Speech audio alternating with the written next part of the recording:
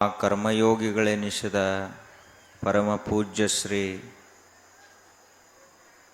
ಶ್ರೀಮನ್ನಿರಂಜನ ಪ್ರಣವ ಸ್ವರೂಪಿ ಚನ್ನಬಸವ ಮಹಾಶಿವಯೋಗಿಗಳವರ ದಿವ್ಯಗದ್ದುಗೆಗೂ ಭಕ್ತಿಯಿಂದ ನಮನಗಳನ್ನು ಸಲ್ಲಿಸಿ, ಅನುಭಾವ ವೇದಿಕೆಯ ಮೇಲೆ ಸಾನ್ನಿಧ್ಯ ವಹಿಸಿದ ಹಿರಿಯರು, ಶ್ರೇಷ್ಠ ಗುರುಸೇವಾ ನಿಷ್ಠರು, ಆತ್ಮೀಯರಾದಂತಹ ಪರಮ ಪೂಜ್ಯ ಶ್ರೀ ಸಿದ್ಧಪ್ರಸಾದ ಮಹಾಸ್ವಾಮೀಜಿಯವರ ಚರಣಗಳಿಗೆ ವಂದಿಸಿ, ಕಾಶಿ ಬೀಳಿಗೆಯಿಂದ ಆಗಮಿಸಿದ ಕಿರಿಯ ವಯಸ್ಸಿನಲ್ಲಿ ಶರಣ ಮಾರ್ಗದಲ್ಲಿ ನಡೀತಾ ಇರುವಂತಹ ಮಲ್ಲಿಕಾರ್ಜುನ ದೇವರಲ್ಲಿ ಹಾಗೂ ಸಂಗೀತ ಬಳಗದವರಲ್ಲಿ ಮತ್ತು ತಮ್ಮೆಲ್ಲರಿಗೂ ಭಕ್ತಿಪೂರ್ವಕ ಶರಣಾರ್ಥಿಗಳು.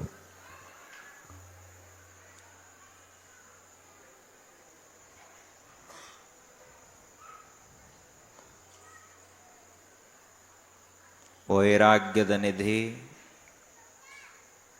ಅಧ್ಯಾತ್ಮದ ಶ್ರೇಷ್ಠ ಆದರ್ಶ ವ್ಯಕ್ತಿತ್ವ, ಸಾಧಕರ ಜೀವನದಿಂದ ಸಿದ್ಧಿಯ ಶ್ರೀಗಿರಿಯನ್ನು ಏರಿದಂತಹ ಅತ್ಯಪರೂಪದ ಮಹಾಸಾಧಕಿ, ಶಿವಶರಣರಿಗೆಲ್ಲ ಪರಮ ಆದರ್ಶ, ಮಹಾಭಕ್ತಿಯ ಪ್ರತೀಕ, ಶ್ರದ್ಧಾಭಕ್ತಿ, ನಿಷ್ಠಾಭಕ್ತಿ, ಅವಧಾನ ಭಕ್ತಿ, ಅನುಭಾವ ಭಕ್ತಿ, ಆನಂದ ಭಕ್ತಿ, ಸಮರಸ ಆಗುವವರೆಗಿನ ಮಹಾಭಕ್ತಿಯ ಪಯಣದಲ್ಲಿ ಭಕ್ತ ಮಹೇಶ ಪ್ರಸಾದಿ ಪ್ರಾಣಲಿಂಗಿ ಶರಣ ಐಕ್ಯ ಸ್ಥಳವನ್ನು ಏರಿ ಮನುಷ್ಯನಿಂದ ಮಹಾದೇವನ ಸ್ಥಿತಿಗೆ ತಲುಪಿದ ಮಹಾಸಾಧಕಿ ಅಕ್ಕ ಮಹಾದೇವಿ. ಅವರು ನಮ್ಮ ಹಾಗೆ ಪ್ರಪಂಚವನ್ನು ಮಾಡುವ ಸಲುವಾಗಿ ಬಂದಿರಲಿಲ್ಲ. ಪ್ರತಿಯೊಬ್ಬರೂ ಕೂಡ ಒಂದೊಂದು ಉದ್ದೇಶಕ್ಕಾಗಿ ಧರೆಗೆ ಜನ್ಮ ತಾಳ್ತಾರೆ. ಅವರವರ ಜೀವನದ ಉದ್ದೇಶ, ಅವರವರ ಕಾರ್ಯಶೈಲಿ, ಅವರವರ ಇಚ್ಛೆಗಳಿಗೆ ಅನುಸಾರವಾಗಿ ಅವರವರ ಜೀವನ ರೂಪುಗೊಳ್ಳುತ್ತದೆ. ಅದರಂತೆಯೇ ಘನಗಂಭೀರವಾದಂತಹ ಮಹಾ ತೇಜಸ್ವರೂಪನಾದ ದೇವರನ್ನು ಅರಿಯುವ ಸಲುವಾಗಿಯೇ ಈ ಧರೆಗೆ ಅವತರಿಸಿದಂತಹ ಒಂದು ದಿವ್ಯ ಚೇತನ ಅಕ್ಕ ಮಹಾದೇವಿ. ಅವರು ಸಹಜವಾಗಿ ಮಾನವ ಶರೀರದಲ್ಲಿದ್ದರೂ ಕೂಡ ಅವರ ಅಂತರಂಗದ ಇರುವನ್ನು ನೋಡಿದರೆ ಅವರು ಮಹಾದೇವನ ದಿವ್ಯ ಸ್ಥಿತಿಯನ್ನು ಅರಿಯಲಿಕ್ಕೆ ಬಂದಂತಹ ಸದ್ಭಕ್ತರು ಅಂತ ಗೊತ್ತಾಗ್ತದೆ. ಎಲ್ಲ ಸಾಧನೆಗಳನ್ನು ಮಾಡಬಹುದು, ಏನನ್ನಾದರೂ ಸಾಧಿಸಬಹುದು. ಆದರೆ ಈ ಜಗತ್ತಿನಲ್ಲಿ ಒಂದನ್ನು ಸಾಧಿಸುವುದು ಬಹಳ ಕಷ್ಟದ. ಇಡೀ ಜೀವನವನ್ನೇ ಮೀಸಲಾಗಿಟ್ಟಾಗ ಆ ತತ್ವ ತಿಳಿಯಲಿಕ್ಕೆ ಸಾಧ್ಯ. ಆಯುಷ್ಯದ ಪ್ರತಿಯೊಂದು ಕ್ಷಣವನ್ನು ಕೂಡ ಅದಕ್ಕಾಗಿ ಖರ್ಚು ಮಾಡಿದಾಗ ದೇವ ಸಾಕ್ಷಾತ್ಕಾರ ಸಾಧ್ಯ. ಈ ವಿಶ್ವದಲ್ಲಿ ನಾವು ಅನೇಕ ಕೆಲಸಗಳನ್ನು ಮಾಡಬಹುದು, ಅನೇಕ ವಿಧದ ಸಾಧನೆಗಳನ್ನು ಮಾಡಬಹುದು, ಹಲವಾರು ಪ್ರಕಾರದ ಪ್ರತಿಭೆಗಳು ನಮ್ಮಲ್ಲಿರಬಹುದು, ಕುಶಲತೆಗಳಿರಬಹುದು.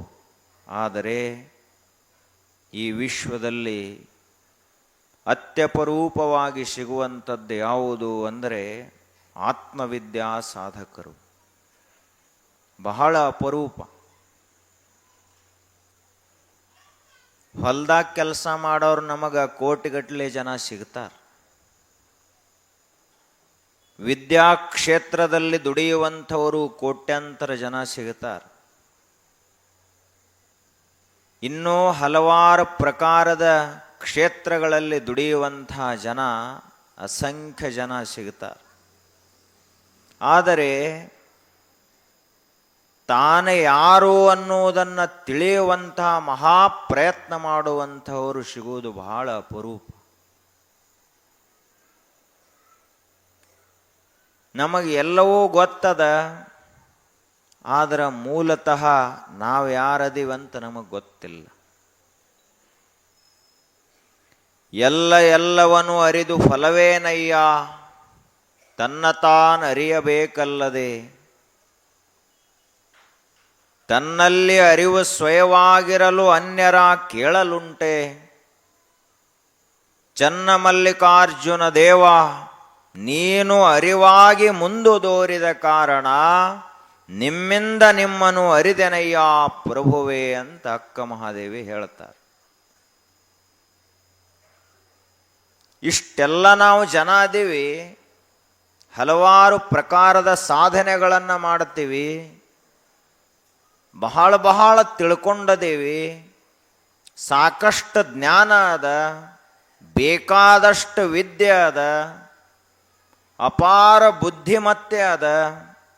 ಇಷ್ಟೆಲ್ಲ ಇದ್ದರೂ ಕೂಡ ವ್ಯರ್ಥ ಅಂತ ಹೇಳ್ತಾರವರು. ನಮಗೆ ಎಲ್ಲ ಬರ್ತದ, ಆದ್ರೆ ಎಲ್ಲವನ್ನೂ ಅರಿದು ಫಲವೇನಯ್ಯ. ತಿಳ್ಕೊಂಡೆವು ಬಹಳಷ್ಟು. ರೊಕ್ಕ ಹೆಂಗೆ ಗಳಿಸಬೇಕು ಅಂತ ತಿಳ್ಕೊಂಡೇವಿ, ಗಳಿಸಿದೇವಿ. ಯಾವುದರ ಸಲುವಾಗಿ ರೊಕ್ಕ ಅಂತ ವಿಚಾರ ಮಾಡಲಿಲ್ಲ. ಬರೇ ರೊಕ್ಕವನ್ನು ಗಳಿಸುವುದಕ್ಕಾಗಿ 100 ವರ್ಷದ ಆಯುಷ್ಯವನ್ನು ಬಳಸುವುದಲ್ಲ. ಬರೀ ಶಕ್ತಿ ಸಂಪಾದನೆಗಾಗಿ ಇಡೀ ಆಯುಷ್ಯವನ್ನು ಖರ್ಚು ಮಾಡುವವನು ಜಾಣನಲ್ಲ. ಮಾನ ಮರ್ಯಾದೆಗಳಿಗಾಗಿ ಎಷ್ಟೋ ಜನ ತಮ್ಮ ಸಂಪತ್ತನ್ನು ಖರ್ಚು ಮಾಡ್ತಾರ, ತಮ್ಮ ಶಕ್ತಿಯನ್ನು ವಿನಿಯೋಗ ಮಾಡ್ತಾರ. ಯಾಕೆ ಅಂದ್ರೆ ಜನ ನನಗ ಜೈಕಾರ ಹಾಕಲಿ, ಬಹುಪರಾಕ್ ಅಂತೇಳಿ ಹೊಗಳಲಿ ಅಂತ ತಿಳ್ಕೊಂಡು ಅಷ್ಟೆಲ್ಲ ಮಾಡ್ತಾರೆ. ಆದರೆ ಇದು ಎಲ್ಲದರಿಂದ ಆಗುವುದೇನದ? 4 ಜನ ಹೊಗಳಿದ್ರು ಅಂದರೆ ಏನು ನಮಗೇನಾಗುವುದಿಲ್ಲ, 4 ಜನ ಬೈದರೂ ನಮಗೇನೂ ಆಗುವುದಿಲ್ಲ. ಅಷ್ಟೇ ಅಲ್ಲದೆ ಇಷ್ಟೆಲ್ಲ ನಾವು ವಿದ್ಯಾವಂತರಾದರೂ ಕೂಡ ನಿಜವಾದ ಶಾಂತಿ ಸಮಾಧಾನಗಳು ನಮಗೆ ಅನುಭವಕ್ಕೆ ಬಂದವೇನು? ಒಂದು ದಿನಾರೇ ನಾವು ತಣ್ಣಗೆ ಏನೇನು ಚಿಂತಿರ್ಲಾರದಂಗ ನಿಶ್ಚಿಂತವಾಗಿ ಅದಿವೇನು? ನಮ್ಮೊಳಗಿನ ಎಲ್ಲ ರೀತಿಯ ತಾಪತ್ರಯಗಳು ಅಡಗಿ ಪರಿಪೂರ್ಣವಾದಂತಹ ಶಾಂತ ಸ್ಥಿತಿ ನಮ್ಮ ಅನುಭವಕ್ಕೆ ಬಂದೈತೇನು? ಅದಕ್ಕೆ ಅವರು ಅಕ್ಕ ಮಹಾದೇವಿ ಅವರು ಕೇಳಿದರು, ನಮ್ಮೆಲ್ಲರಿಗೂ ಇಡೀ ವಿಶ್ವಕ್ಕೆ ಇದೊಂದು ಪ್ರಶ್ನೆಯನ್ನು ಕೇಳಿದರು ಅವರು. ಎಲ್ಲವನ್ನೂ ಅರಿದು ಫಲವೇನಯ್ಯ, ತನ್ನ ತಾನು ಅರಿಯಬೇಕಲ್ಲದೆ. ಏನು ತಿಳ್ಕೊಂಡ್ರೆ ಮಾಡೋರೇನದಿರಿ ಜಗತ್ತಿನಲ್ಲಿ? ಎಲ್ಲ ತಿಳಿಯುವುದು ಅಷ್ಟೇ, ತನ್ನನ್ನು ತಾನು ತಿಳ್ಕೊಳ್ಳುವುದು ಅಷ್ಟೇ. ತನ್ನ ತಾನು ಅರಿಯಬೇಕಲ್ಲದೆ. ನಮ್ಮನ್ನೇ ನಾವು ತಿಳ್ಕೊಳ್ಳೋದು ಕೆಲಸ ಬಾಕಿ ಅದ ಈ ಜಗತ್ತಿನಲ್ಲಿ, ಉಳಿದದ್ದೆಲ್ಲ ಮುಗದದ ಕೆಲಸ. ನಾವು ಮನೆ ಕಟ್ಟಲಿಲ್ಲ ಅಂದ್ರೆ ಏನಾಯ್ತು? ಮುಂದೆ ಬಂದವ್ರಿಗೆ ಕಟ್ತಾರ, ಹಿಂದಿದ್ದವ್ರಿಗೆ ಕಟ್ಟಿ ಹೋಗಿರ್ತಾರ. ನಾವ ಕಟ್ಟಬೇಕಂತೇನು ನೇಮ ಇಲ್ಲ ಜಗತ್ತಿನಲ್ಲಿ. ಎಲ್ಲ ಕೆಲಸಗಳನ್ನು ಮಾಡೋರು ಸಿಗ್ತಾರ, ತನ್ನನ್ನು ಮಾತ್ರ ತಾನೇ ತಿಳ್ಕೋಬೇಕೇ ಹೊರತು ಇನ್ನೊಬ್ಬರ ಕಡೆಯಿಂದ ಅದು ಸಾಧ್ಯ ಇಲ್ಲ. ತನ್ನಲ್ಲಿ ಅರಿವು ಸ್ವಯವಾಗಿರಲು ಅನ್ಯರ ಕೇಳಲುಂಟೆ. ಮತ್ತದ ಅರಿವು ಎಲ್ಲೋ ಹೊರಗದ, ಹೊರಗೆ ಹುಡುಕಾಡ್ಬೇಕಂತ ಹಿಂಗಿಲ್ಲ. ತನ್ನ ಒಳಗನ ಅದ, ಅದು ತನ್ನ ಮೂಲ ಸ್ವರೂಪವಾಗಿಯೇ ಅದ. ಇಂತಹ ಮಹಾ ಅರಿವನ್ನ ಯಾರನ್ನರೇ ಕೇಳಿ ತಿಳ್ಕೊಳ್ಳುವುದಲ್ಲಿದು ಧ್ಯಾನಸ್ಥನಾಗಿ ಜಗತ್ತನ್ನು ಮರೆತು, ಪ್ರಪಂಚವನ್ನು ಮರೆತು, ತನ್ನಷ್ಟಕ್ಕೆ ತಾನು ಏಕಾಂತದಲ್ಲಿ ಕುಳಿತ ಅಂದ್ರ ಅವಾಗ ಏನೂ ವಿಚಾರ ಮಾಡಲಾರದ, ಚಿಂತೆಯನ್ನು ಮಾಡಲಾರದ ತನ್ನ ಮನಸ್ಸನ್ನು ಶಾಂತಗೊಳಿಸ್ತಾ ಹೋದ ಅಂದ್ರ ಅವಾಗ ಅವನಿಗೆ ಗೊತ್ತಾಗ್ತದ ತಾನು ಯಾರು ಅಂಥೇಳಿ. ಅದನ್ನು ನಾವು ಮಾಡುವುದೇ ಇಲ್ಲ. ಮುಂಜಾನೆಯಿಂದ ಸಂಜೆಯವರೆಗೆ ಮಾಡಿದ್ದೇನು ಅಂದ್ರೆ ಬರೀ ಗದ್ಲ ಎಬ್ಸುವುದ ನಡೆದದ ನಮ್ಮದು. ರಾಡಿ ನೀರ ತುಸು ತಿಳಿಯಾಗಬೇಕಾಗಿತ್ತು ಅಂದ್ರೆ ಸ್ವಲ್ಪ ಸಮಯ ಆದರೂ ಹಂಗೆ ಇಡಬೇಕಾಗ್ತದೆ. ಹಂಗ ನಮ್ಮ ಮನಸ್ಸ ತಿಳಿಯಾಗಬೇಕು, ಶಾಂತ ಆಗಬೇಕು, ಪರಮಾತ್ಮನ ಅಭಿವ್ಯಕ್ತಿ ಮನಸ್ಸಿನಲ್ಲಿ ಆಗಬೇಕಾದ್ರೆ ನಾವು ಕೂಡ ಪ್ರಪಂಚದ ವಿಚಾರ ಮಾಡಲಾರ್ದಂಗೆ ಒಂದು 4-6 ತಾಸು ಕಳಿಬೇಕು ದಿವಸದಲ್ಲಿ. ಈ ಜಗತ್ತಿಗೆ ನನಗೆ ಏನೂ ಸಂಬಂಧ ಇಲ್ಲ ಅನ್ನುವಂಗೆ 3-4 ತಾಸಿನ ಸಮಯ ಧ್ಯಾನ ಧಾರಣಗಳಿಗಾಗಿ ಕಳಿಬೇಕಾಗ್ತದೆ. ನಾವು ಹೆಂಗೆ ಹೊಲದಾಗ ದುಡಿತೀವಲ್ಲ ಹಂಗ ಆಧ್ಯಾತ್ಮಿಕ ಕ್ಷೇತ್ರದಲ್ಲಿ ದುಡಿಯಬೇಕಾಗ್ತದ. ಅವಾಗೇನಾದರೂ ಮನಸ್ಸ ಸ್ವಚ್ಛ ಆಗ್ತದ, ಮನಸ್ಸಿನಲ್ಲಿ ಇರುವ ಪರಮಾತ್ಮನ ದರ್ಶನ ಆಗ್ತದೆ. ಮನದ ಮರೆಯಲ್ಲಿ ಅಡಗಿರುವ ಮಹಾದೇವನ ದಿವ್ಯ ದರ್ಶನವಾಗ್ತದ. ಲಿಂಗಾಂಗ ಸಾಮರಸ್ಯ ಯೋಗ ಸಿದ್ಧಿಸ್ತದೆ. ತನ್ನಲ್ಲಿ ಅರಿವು ಸ್ವಯವಾಗಿರಲು ಅನ್ಯರ ಕೇಳಲುಂಟೆ. ಚನ್ನ ಮಲ್ಲಿಕಾರ್ಜುನ ದೇವ ನೀನರಿವಾಗಿ ಮುಂದುದೋರಿದ ಕಾರಣ ನಿಮ್ಮಿಂದ ನಿಮ್ಮನ್ನು ಅರಿದನಯ್ಯ ಪ್ರಭುವೇ. ದಾರಿ ಯಾರು ತೋರಿಸಿದ್ರು ಅಂದ್ರ ದಾರಿಯನ್ನ ದೇವರೇ ತೋರಿಸಿದ. ಯಾವಾಗ ನಾವು ಜಗತ್ತಿನ ಎಲ್ಲ ರೀತಿಯಾದಂಥ ವಿಚಾರಗಳನ್ನು ಶಾಂತಗೊಳಿಸ್ತೀವಿ, ಸಂತೆಯ ಗದ್ದಲದಿಂದ ಹೊರಗೆ ಬರ್ತೀವಿ, ಪ್ರಾಪಂಚಿಕ ವಿಚಾರಗಳ ಆ ಒಂದು ಶೃಂಖಲೆಯಿಂದ, ಸಂಕೀರ್ಣವಾದಂಥ ವೈಚಾರಿಕ ಬಂಧನದಿಂದ ಹೊರಗೆ ಬರ್ತೀವಿ, ಅವಾಗ ನಮ್ಮ ಒಳಗಿರುವಂಥ ಆತ್ಮದ ಅರಿವು ನಮಗೆ ಅನುಭವಕ್ಕೆ ಬರ್ಲಾಕ ಪ್ರಾರಂಭ ಆಗ್ತದೆ. ನಿಮ್ಮಿಂದ ನಿಮ್ಮನ್ನು ಅರಿದೆನಯ್ಯ ಪ್ರಭುವೇ. ಅಷ್ಟು ಸಣ್ಣ ವಯಸ್ಸಿನಲ್ಲಿ ಮಹಾತತ್ವವನ್ನೇ ತಿಳ್ಕೊಂಡ್ರು. ಜೀವನ ಎದಕ್ಕದ? ಇದು ಆಯುಷ್ ಯಾವುದಕ್ಕಾಗಿ ಅದ? ನಾವು ಏನು ಮಾಡ್ತಾ ಇದ್ದೀವಿ? ಇದನ್ನು ಗಂಭೀರವಾಗಿ ವಿಚಾರ ಮಾಡಬೇಕು. ಇಲ್ಲಿಯವರೆಗೆ ಏನು ಮಾಡಿದೀವಿ ನಾವು ಎಲ್ಲರೂ? ಆಯುಷ್ ಇಷ್ಟೆಲ್ಲ ಹೋಗ್ಯದ, ಎದಕ್ಕಾಗಿ ಕಳೆದೀವಿ? ಒಂದಿಷ್ಟೇನಾದರೂ ನಮ್ಮ ಜೊತೆಗೆ ಬರುವಂಥದ್ದನ್ನು ನಾವು ಗಳಿಸಬೇಕಲ್ಲ ಜಗತ್ತಿನಲ್ಲಿ. ನಮ್ಮ ಜೊತೆಗೆ ಬರಲಾರದಂಥ ಮನೆ ಗಳಿಸಿದ್ದೀವಿ, ಅದೇನು ನಮ್ಮ ಜೊತೆ ಬರೋದಲ್ಲ. ನಮ್ಮ ಜೊತೆಗೆ ಬರಲಾರದಂಥ ಕೋಟ್ಯಾಂತರ ರೂಪಾಯಿ ರೊಕ್ಕವನ್ನು ಗಳಿಸಿದ್ದೀವಿ, ಅದು ಬರುವುದಲ್ಲ. ಮಾನ ಮರ್ಯಾದೆಗಳನ್ನು ಗಳಿಸಿದ್ದೀವಿ, ಅದೂ ಬರುವುದಲ್ಲ. ಕೋಟ್ಯಾಂತರ ಜನ ಅನುಯಾಯಿಗಳನ್ನು ಗಳಿಸಿದ್ದೀವಿ, ಅವರು ಯಾರು ಬರೋರಲ್ಲ. ಹಾಗಾದರೆ ನಮ್ಮ ಜೊತೆಗೆ ಬರುವಂಥದ್ದು ಯಾವುದು? ಯಾರು ಬರ್ತಾರೆ?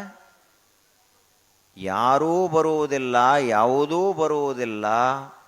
ನಾವೇನು ಈ ಜಗತ್ತಿನಲ್ಲಿ ಆತ್ಮ ಸಾಕ್ಷಾತ್ಕಾರವನ್ನು ಮಾಡಿಕೊಳ್ತೀವಿ, ಅದು ಒಂದೇ ನಮ್ಮ ಜೊತೆಗೆ ಬರುವುದು, ಉಳ್ಕಿದ್ದು ಯಾವುದು ಬರುವುದಿಲ್ಲ.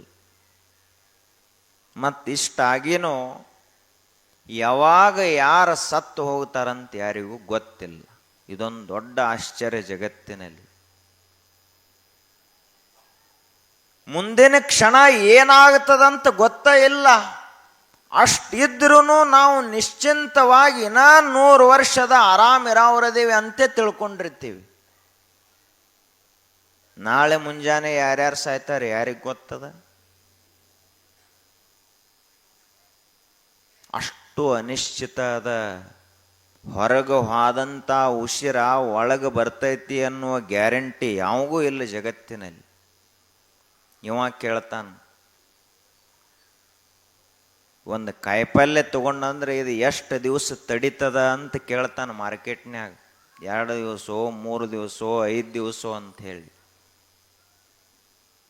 ಯಾವುದೇ ಒಂದು ವಸ್ತು ತಗೊಂಡಂದ್ರೆ 1 ವರ್ಷ 3 ವರ್ಷ 5 ವರ್ಷ 11 ವರ್ಷ ಗ್ಯಾರಂಟಿ ವಾರಂಟಿ ಕಾರ್ಡ್ ತಗೊಂಡು ಬರ್ತಾನೆ ಮನೆಗೆ. ಇವಕ್ಕೆಲ್ಲಕ್ಕೂ ಗ್ಯಾರಂಟಿ ವಾರಂಟಿ ಅದಾವು, ನಮಗ ನಿಜವಾಗಿ ಗ್ಯಾರಂಟಿ ವಾರಂಟಿ ಇಲ್ಲ. ಎಷ್ಟು ವಿಚಿತ್ರದ ಜಗತ್ನ್ಯಾಗ. ಒಂದು ಕಾಯಿಪಲ್ಯಗೆ ಸಮೇತ ಗ್ಯಾರಂಟಿ ಅದ, 3 ದಿವಸ ತಡಿತೈತೆ ಅದು. ಈ ಶರೀರಕ್ಕೆ ಎಲ್ಲಿ ಗ್ಯಾರಂಟಿ ಅದ? ಹೇಳ್ತೀರೇನು ಯಾರು ಎಷ್ಟು ದಿವಸ ಬದುಕ್ತಿರತ್? ಸಾಧ್ಯ ಇಲ್ಲ. ಇದು ಯಾವಾಗ ಮುಗಿದು ಹೋಗ್ತದ ಗೊತ್ತಿಲ್ಲ. ದೇವರು ಯಾವಾಗ ನಮ್ಮ ಆಯುಷ್ಯಕ್ಕೆ ಪೂರ್ಣ ವಿರಾಮವನ್ನು ಇಡ್ತಾನಂತ ಗೊತ್ತಿಲ್ಲ. ನಾವು ತಿಳ್ಕೊಂಡದೇವಿ ಇನ್ನ ಬಹಳ ದೂರ ಐತಿ ನಮ್ಮದು ಸಾವು ಅಂತ ತಿಳ್ಕೊಂಡದೇವಿ ಎಲ್ಲರೂ. ದೇವರ ಮಂದಿ ಮನೆಗೆ ಬರ್ತಾನ, ನಮ್ಮ ಮನೆಗೆ ಬರಂಗಿಲ್ಲ ಯಮಧರ್ಮ ಅಂತ ತಿಳ್ಕೊಂಡದೇವು ನಾವು. ಅವ ಮೊದಲನೇ ನಂಬರ್ ನಮ್ಮದ ಹಾಕಿ ಮುಂದಿನ ತಗೋತ ಹೊಕ್ಕಾನ. ಅದಕ್ಕೆ ಅಕ್ಕ ಮಹಾದೇವಿ ಅವರು ಹೇಳ್ತಾರ, ಅದನ್ನೆಲ್ಲ ನಾವು ಸರಿಯಾಗಿ ವಿಚಾರ ಮಾಡಬೇಕು. ಒಂದು ಸ್ವಲ್ಪ ವಿಚಾರ ಮಾಡೋಣ. ಅಕ್ಕ ಮಹಾದೇವಿಯವರ ದೃಷ್ಟಿಯಲ್ಲಿ ಇದೆಲ್ಲ ನಾವು ಮಾಡಿದ ಜಗತ್ತೇನು? ನಿಜವಾಗಿ ಇದನ್ನು ಮಾಡಿದವರು ಯಾರು? ಬಹಳ ಚಲೋ ವಚನ ಹೇಳ್ತಾರ ಅವರು. ಅದನ್ನೆಲ್ಲ ನಾವು ತಿಳ್ಕೊಂಡಿರಬೇಕು. ಈಳೆ ನಿಂಬೆ ಮಾವು ಮಾದಲಕ್ಕೆ ಹುಳಿ ನೀರ ನೆರೆದವರು ಯಾರು? ಎಂಥ ವಚನ ಹೇಳ್ತಾರೆ ನೋಡ್ರಿ ಅವರು. ಬಾಳೆ ಹಲಸು ನಾರಿವಾಳಕ್ಕೆ ಸಿಹಿ ನೀರ ನೆರೆದವರು ಯಾರು? ಕಳವೆ ರಾಜಾನ್ನ ಶಾಲ್ಯಾನಕ್ಕೆ ಓಗರದ ಉದಕವ ನೆರೆದವರು ಯಾರು? ಮರುಗ ಮಲ್ಲಿಗೆ ಪಚ್ಚೆ ಮುಡಿವಾಳಕ್ಕೆ ಪರಿಮಳದ ಉದಕವ ನೆರೆದವರು ಯಾರು? ಇಂತೆ ನೆಲವು ಒಂದೇ ಜಲವು ಒಂದೇ ಆಕಾಶವು ಒಂದೇ ಇರುತ್ತಿರಲು ಹಲವು ದ್ರವ್ಯಗಳ ಕೂಡಿ ಆ ಜಲದ ಪರಿ ಬೇರಾಗಿಹ ಹಾಗೆ ಎನ್ನ ದೇವ ಚನ್ನ ಮಲ್ಲಿಕಾರ್ಜುನ ಹಲವು ಜಗಂಗಳ ಕೂಡಿಕೊಂಡಿರ್ದಡೇನು ತನ್ನ ಪರಿ ಬೇರೆ ಅಂತ ಹೇಳಿದರು. ದೇವರಿಲ್ಲ ಅಂತ ಹೇಳ್ತಾರಲ್ಲ ಜನ ಬಹಳಷ್ಟು, ಅವರಿಗಿದು ಉತ್ತರ. ದೇವರಿಲ್ಲ ಅಂತಂದ ಮನುಷ್ಯನ್ ತಂದು ತೋರಿಸ್ಬೇಕು. ಒಂದು ಪ್ರಯೋಗ ಇದು. ನೀರು ಒಂದ ಹಾಕೋದು, ಒಂದು ಕಡೆ ಮಾವಿನ ಸಸಿ, ಒಂದು ಕಡೆ ಕಬ್ಬಿನ ಸಸಿ, ಬಾಳೆಯ ಸಸಿ, ಒಂದು ಕಡೆ ಮಲ್ಲಿಗೆ ಹೂವಿನ ಕಂಟಿ, ಇವೆಲ್ಲವುಗಳನ್ನು ಸಾಲಾಗಿಡಬೇಕು. ಅದೇ ಮಣ್ಣು ಹಾಕಬೇಕು, ನೀರೆಲ್ಲಕ್ಕೂ ಒಂದ ಹಾಕಬೇಕು. ಆದ್ರೆ ಮಾವಿನ ಗಿಡಕ್ಕೆ ನಾವು ನೀರು ಅದನ್ನ ಹಾಕಿದ್ರು ಅದು ಹುಳಿಯಾದ ಫಲವನ್ನು ಕೊಟ್ಟಿತು. ಮಲ್ಲಿಗೆಯ ಕಂಟಿಗೆ ಅದೇ ನೀರನ್ನ ಅದೇ ಮಣ್ಣನ್ನು ಹಾಕಿದರೂ ಕೂಡ ಅದು ಸುವಾಸಭರಿತವಾದ ಹೂವನ್ನು ಕೊಟ್ಟಿತು. ಬಾಳೆಯ ಗಿಡಕ್ಕೆ ಅದೇ ಮಣ್ಣ ಅದೇ ನೀರನ್ನು ನಾವು ಉಣಿಸಿದರೂ ಕೂಡ ಅದು ಸಿಹಿಯಾದ ಫಲವನ್ನು ಕೊಟ್ಟಿತು. ಅಷ್ಟೇ ಅಲ್ಲದೆ ಕಳವೆ ರಾಜಾನ್ನ ಶಾಲ್ಯಾನಕ್ಕೆ ಓಗರದ ಉದಕವನೆರೆದವರು ಯಾರು? ಅಕ್ಕಿಗೆ ಹಂಗ ಆ ರೀತಿಯಾದ ರುಚಿ ಬರ್ಲಾಕ ಈ ನೀರಿನಲ್ಲಿ ಏನಾದರೂ ಐತೇನದು? ಇಲ್ಲ. ಇದನ್ನೆಲ್ಲ ಮಾಡಿದವರೇ ಆದರೂ ಈ ಒಂದು ವೈಚಿತ್ರ್ಯ, ಈ ಒಂದು ಅದ್ಭುತವಾದಂತಹ ಸೃಷ್ಟಿಯನ್ನ ಮಾಡಿದವರು ಯಾರು? ಇಂತಿ ಜಲವು ಒಂದೇ ನೆಲವು ಒಂದೇ ಆಕಾಶವು ಒಂದೇ. ಏನದು ಮಲ್ಲಿಗೆ ಗಿಡ ಬ್ಯಾರೆ ಆಕಾಶದಾಗ ಬೆಳೀತದ, ಇದು ಮಾವಿನ ಗಿಡ ಬ್ಯಾರೆ ಆಕಾಶದಾಗ ಬೆಳೀತದ ಅಂತ ಹಿಂಗಿಲ್ಲ. ಒಂದೇ ಆಕಾಶ, ನೆಲನೂ ಒಂದ ಅದ, ನೀರನು ಒಂದ ಅದ. ಆದ್ರ ಅದರಲ್ಲಿ ಬರುವಂತಹ ಬೆಳೆಗಳು, ರಸದ ರುಚಿಗಳು, ಅವುಗಳ ಆಕಾರ, ಬಣ್ಣ, ವಾಸನೆ ಎಲ್ಲವೂ ಭಿನ್ನ ಭಿನ್ನವಾಗಿ ಅದಾವ. ಇದನ್ನೆಲ್ಲ ಮಾಡಿದವರು ಯಾರು? ಯಾವ ವಿಜ್ಞಾನಿಗೆ ಇದನ್ನ ಮಾಡಲಿಕ್ಕೆ ಸಾಧ್ಯದ? ಯಾವ ಮನುಷ್ಯನಿಗೆ ಇದನ್ನ ಮಾಡಲಿಕ್ಕೆ ಸಾಧ್ಯದ? ಒಂದು ಹಿಡಿ ಮಣ್ಣು ತಗೊಂಡು ಏನು ಬೇಕಾದರೂ ತಯಾರು ಮಾಡಿಬಿಡ್ತಾನ ದೇವರು. ನಮಗೇನಾದರೂ ಇದು ಸಾಧ್ಯ ಐತೇನು? ಒಂದು ಹಿಡಿ ಮಣ್ಣಲ್ಲಿ ನೀವು ಟೊಮೆಟೊ ಬೀಜ ಇಷ್ಟೇ ಸಾಣದಿರ್ತೈತೆ, ಅದನ್ನು ಹಾಕಿದ್ರಿ ಅಂದ್ರೆ ಎಷ್ಟು ಬೇಕಷ್ಟು ಟೊಮೆಟೊ ತಯಾರಾಗಿ ಬಿಡ್ತಾವ. ಒಂದು ಏನೂ ಇಲ್ಲ, ರಸ ಹಿಂಡಿದಂಥ ಒಂದು ಮಾವಿನ ಅದೇನಿರ್ತೈತಿ ಬೀಜವನ್ನು ಭೂಮಿಯಲ್ಲಿ ಹಾಕಿದ್ರಿ ಅಂದ್ರೆ 8-10 ವರ್ಷದಲ್ಲಿ ಇಡೀ ಊರಿಗೂರು ತಿನ್ನಬೇಕು ಅಷ್ಟು ಹಣ್ಣುಗಳನ್ನು ಅದು ಒಂದೇ ಮರ ಕೊಡ್ತದೆ. ಇದನ್ನೆಲ್ಲ ಮಾಡಿದವರು ಯಾರು? ಈ ಜಗತ್ತಿನಲ್ಲಿ ಇಂಥ ಬ್ಯಾಂಕನ ಎಲ್ಲಿ ಇಲ್ಲ. ಅದು ಯಾವ ಬ್ಯಾಂಕು ಅಂದ್ರೆ ರೈತರ ಹತ್ತಿರ ಇರುವಂಥ ಮಣ್ಣಿನ ಬ್ಯಾಂಕು. ಅದರಲ್ಲಿ ಇಡೀ ಜಗತ್ತಿನಲ್ಲಿ ಇರಲಾರದ ಶಕ್ತಿ ಮಣ್ಣಿನಲ್ಲಿ ಅದು.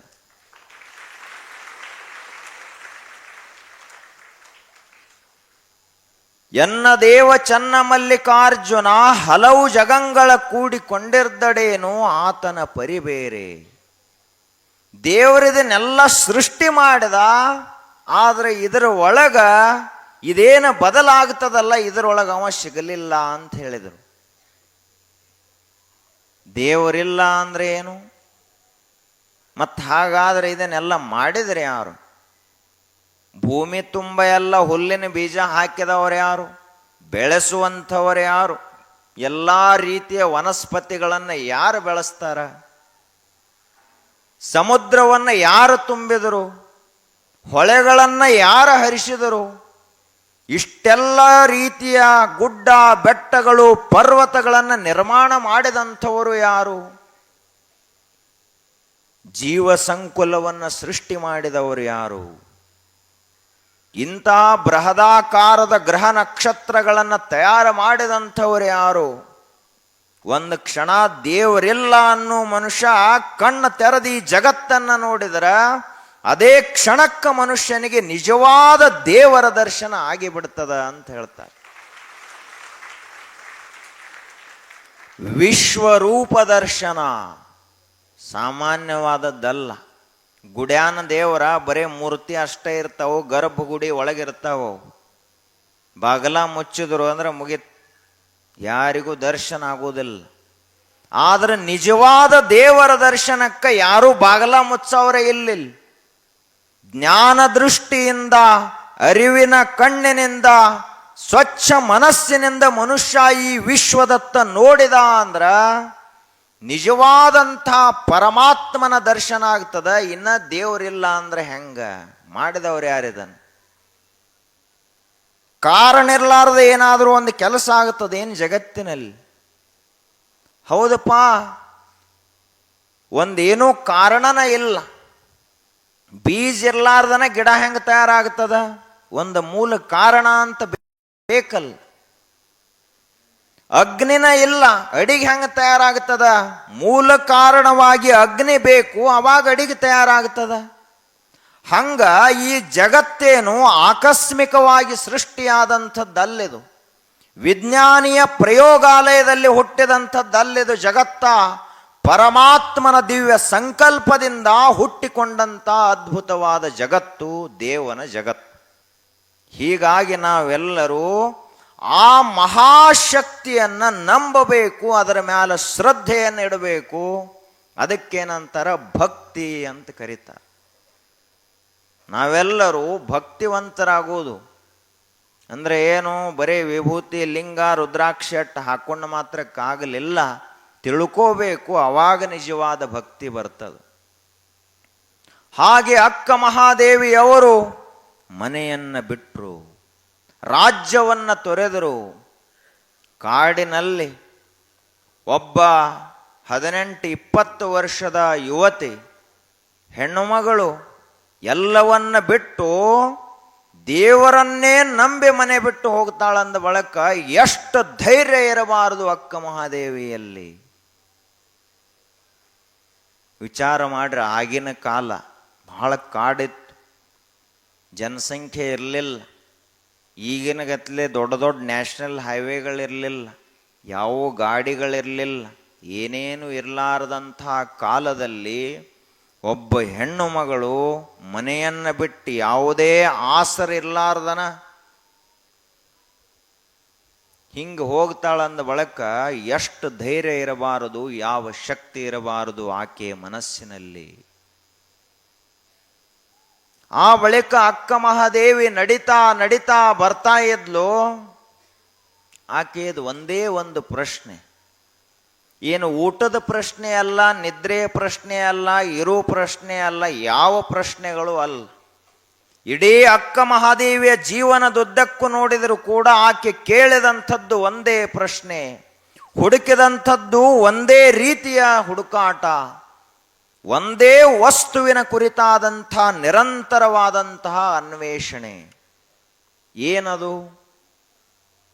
ಆಕೆ ಹೇಳ್ತಾಳ, ಅಳಿಸಂಕುಲವೇ, ಮಾಮರವೇ, ಬೆಳದಿಂಗಳೇ, ಕೋಗಿಲೆಯೇ, ನಿಮ್ಮೆಲ್ಲರನು ಒಂದ ಬೇಡುವೆನು, ಎನ್ನ ದೇವ ಚನ್ನ ಮಲ್ಲಿಕಾರ್ಜುನ ಕಂಡರೆ ಕರೆದು ತೋರಿರೆ ಅಂತ ಹೇಳಿದ್ಲು.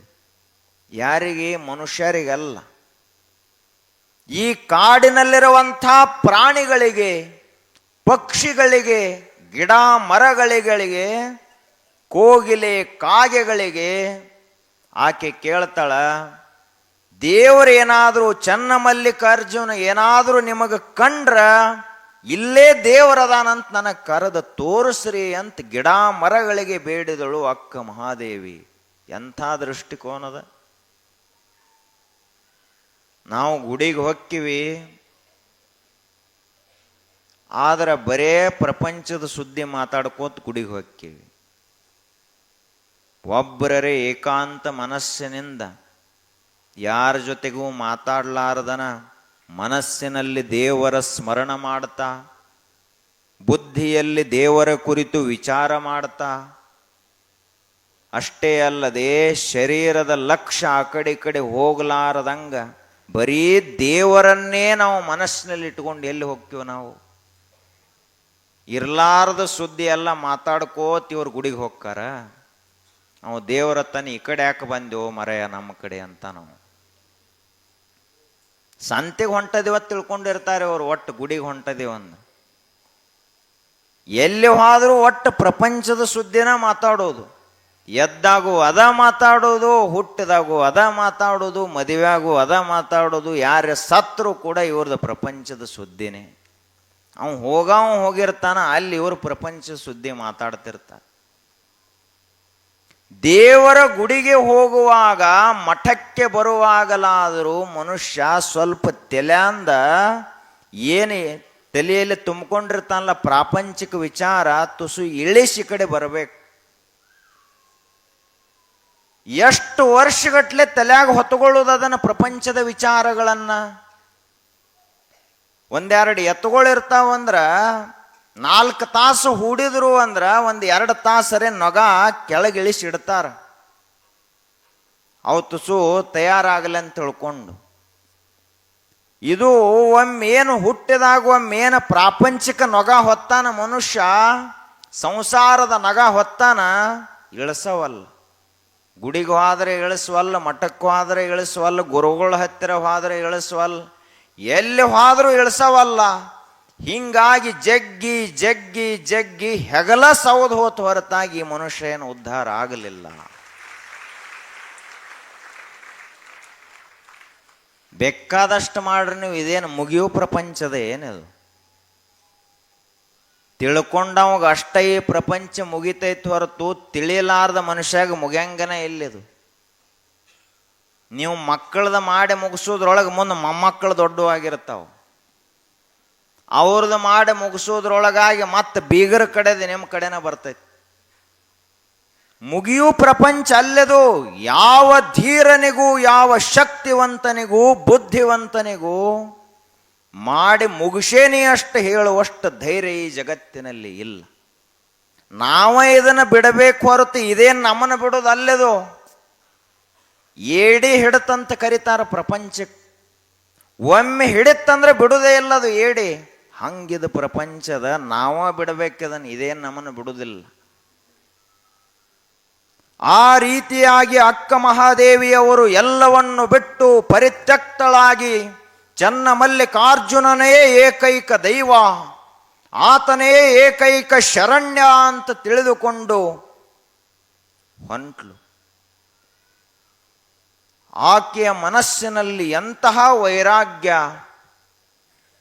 ವೈರಾಗ್ಯ ಬಹಳ ದೊಡ್ಡದ ಜಗತ್ತಿನಲ್ಲಿ. ವೈರಾಗ್ಯ ಇಲ್ಲ ಅಂದ್ರೆ ದೇವರ ಭೇಟೇನು ಆಗುವುದಿಲ್ಲ.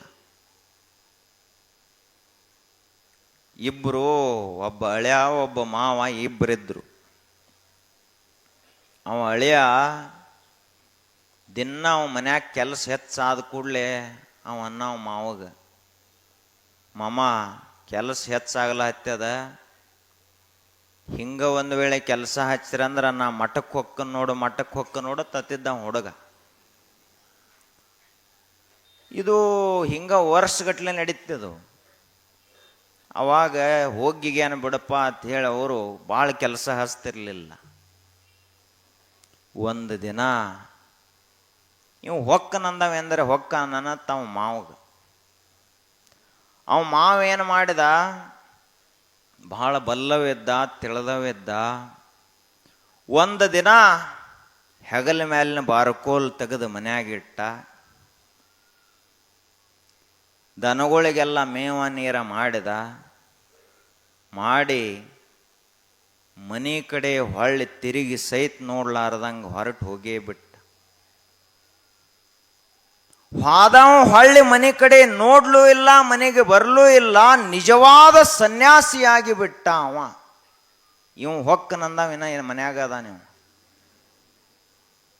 ಯಾರು ಹೇಳ್ತಾರಲ್ಲ ಅವರು ಹೋಗಂಗಿಲ್ಲ, ಯಾರು ಹೊಕ್ಕಾರಲ್ಲ ಅವ್ರು ಹೇಳಂಗಿಲ್ಲ ಮನ್ಯಾಗ.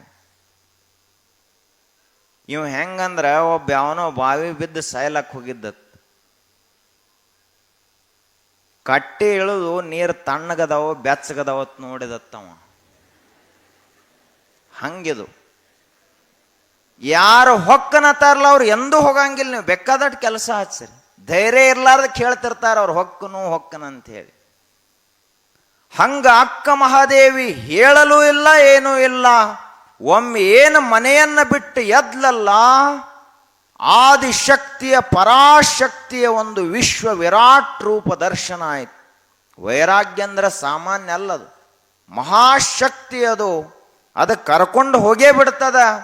ಅದೊಂದು ಮಹಾಪ್ರವಾಹ ಇದ್ದಂಗ ಒಮ್ಮೆ ನಮ್ಮನ್ನು ಕರ್ಕೊಂಡು ಹೋಯ್ತು ಅಂದ್ರೆ ಒಳ್ಳೆದು ಈ ಪ್ರಪಂಚದ ಕಡೆ ಕರ್ಕೊಂಡು ಬರುವುದಿಲ್ಲ. ಅಂತಹ ಶಕ್ತಿ ಅಕ್ಕ ಮಹಾದೇವಿಯವರಲ್ಲಿತ್ತು. ಅವರ ಅನುಭವದ ಹಲವಾರು ವಚನಗಳದಾವ. ಅವುಗಳಲ್ಲಿನ ಒಂದು ವಚನ.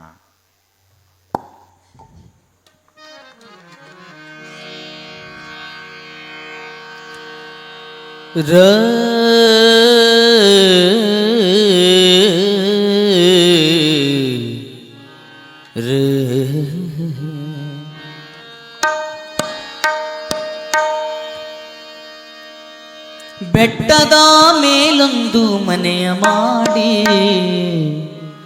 ಮೃಗಗಳಿಗೆ ಅಂಜಿದೊಡೆಯಂತಯ್ಯ. ಸಮುದ್ರದ ದಡದಲ್ಲೊಂದು ಮನೆಯ ಮಾಡಿ ನೊರೆ ತೆರೆದಳೆ ಗಂಜಿದಡೆಯಂತಯ್ಯ. ಬೆಟ್ಟದ ಮೇಲೊಂದು ಮನೆಯ ಮಾಡಿ ಮೃಗಗಳಿಗೆ ಅಂಜಿದೊಡೆಯಂತಯ್ಯ.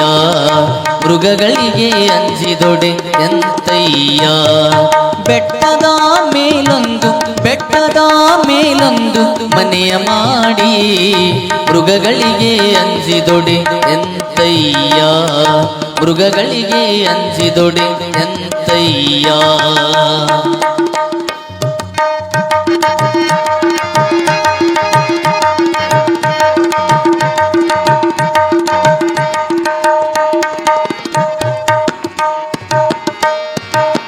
ಸಮುದ್ರದ ತಡದಲ್ಲೊಂದು ಮನೆಯ ಮಾಡಿ, ಸಮುದ್ರದ ತಡದಲ್ಲೊಂದು ಮನೆಯ ಮಾಡಿ, ನೊರೆತರಗಳೇ ಗಂಜಿದೊಡೆಯಂತಯ್ಯ, ನೊರೆತರಗಳೇ ಗಂಜಿದೊಡೆಯಂತಯ್ಯ. ಬೆಟ್ಟದ ಮೇಲೊಂದು, ಬೆಟ್ಟದ ಮೇಲೊಂದು ಮನೆಯ ಮಾಡಿ, ಮೃಗಗಳಿಗೆ ಅಂಜಿದೊಡೆ ಎಂತಯ್ಯ.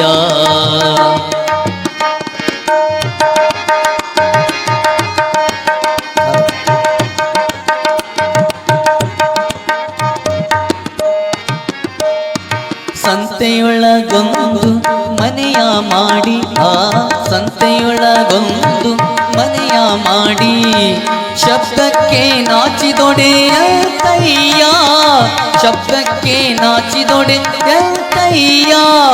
ಚನ್ನಮಲ್ಲಿಕಾರ್ಜುನ ದೇವ ಕೇಳಯ್ಯ, ಚನ್ನಮಲ್ಲಿಕಾರ್ಜುನ ದೇವ ಕೇಳಯ್ಯ.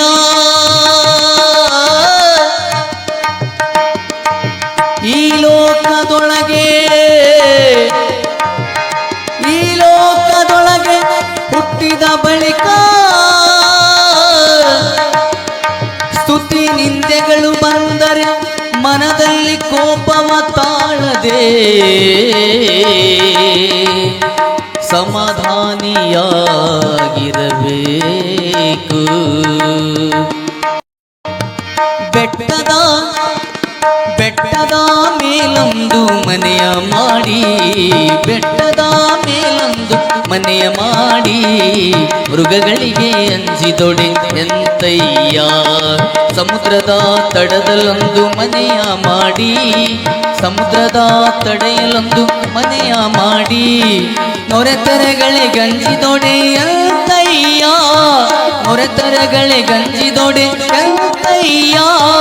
ಬೆಟ್ಟದ ಮೇಲೊಂದು, ಬೆಟ್ಟದ ಮೇಲೊಂದು ಮನೆಯ ಮಾಡಿ, ಮೃಗಗಳಿಗೆ ಅಂಜಿದೊಡೆ ಎಂತಯ್ಯ.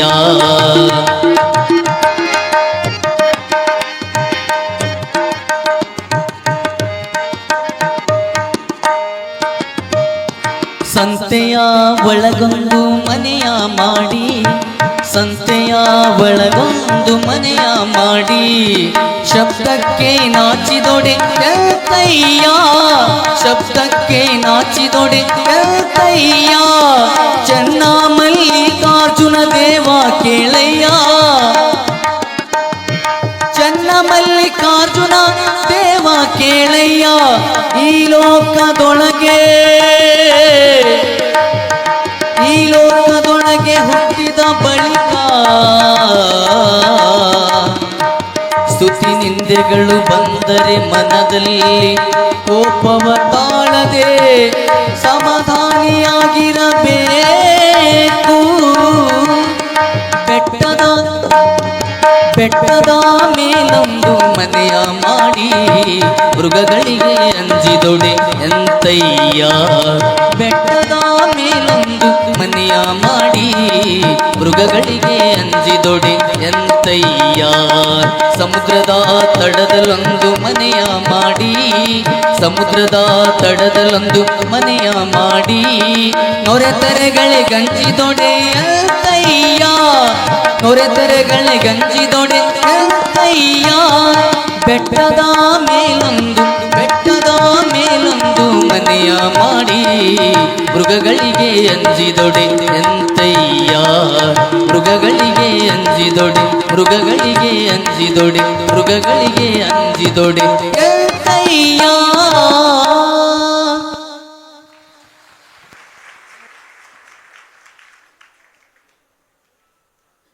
ಕಾಡಿನ ದಾರಿಯಲ್ಲಿ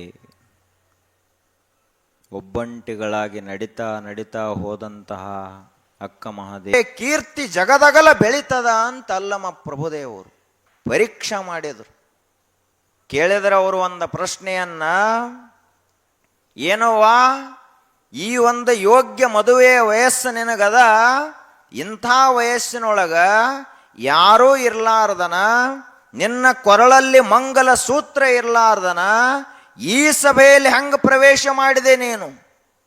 ನಿನ್ನ ಗಂಡನ ಹೆಸರನ್ನ ಹೇಳು, ಅವಾಗಿಲ್ಲಿ ನಿನಗೆ ಕುತ್ಕೊಳ್ಳೋಕೆ ಜಾಗದ. ನಿನ್ನ ಗಂಡನ ಹೆಸರು ಹೇಳಲಿಲ್ಲ ಅಂದ್ರೆ ನಡೆದು ಹೋಗಿಬಿಡು. ತೊಲಗೆ ತಾಯೇ ಅಂತ ಹೇಳಿದರು ಅವರು. ಎಂಥ ಪ್ರಶ್ನೆ ಅದು. ಆಗ ಅಕ್ಕ ಮಹಾದೇವಿ ಅಂದ್ರು, ನನ್ನ ಗಂಡ ನನ್ನ ಪತಿ ಯಾರು ಅಂದ್ರ ಈ ಲೋಕದವ್ರು ಯಾರೂ ಇಲ್ಲ ಅಂತ ಹೇಳಿದ್ಲಾಕಿ. ಅವ ಹುಟ್ಟಂಗಿಲ್ಲ, ಸಾಯಂಗಿಲ್ಲ, ಅವ ರೂಪುಗೆಡುವಂಥವನಲ್ಲ, ಅವನಲ್ಲಿ ಎಂದಿಗೂ ಅಜ್ಞಾನವೇ ಪ್ರವೇಶವಾಗುವುದಿಲ್ಲ, ಅಂತಹ ಮಹಾದೇವನೇ ನನ್ನ ಪತಿ ಅಂತ ಹೇಳಿದ್ಲು.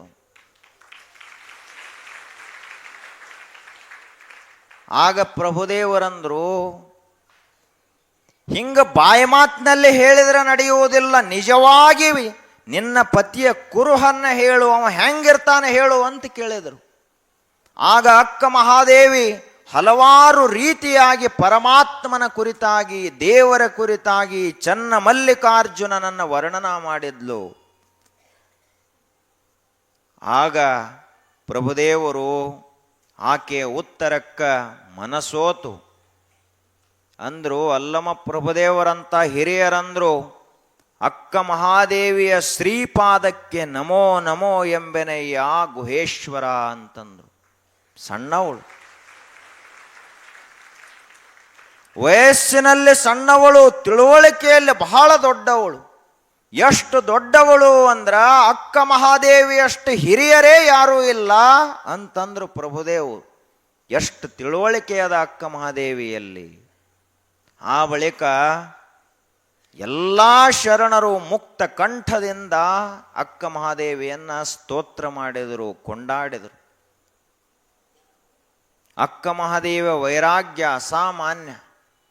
ಆ ಬಳಿಕ ಅಕ್ಕ ಮಹಾದೇವಿ ಹಲವಾರು ತಿಂಗಳುಗಳ ಕಾಲ ಕಲ್ಯಾಣದಲ್ಲಿದ್ದು ಬಸವಣ್ಣನವರ ಸಾನ್ನಿಧ್ಯ, ಎಲ್ಲ ಶರಣರ ಸಾನ್ನಿಧ್ಯದಲ್ಲಿ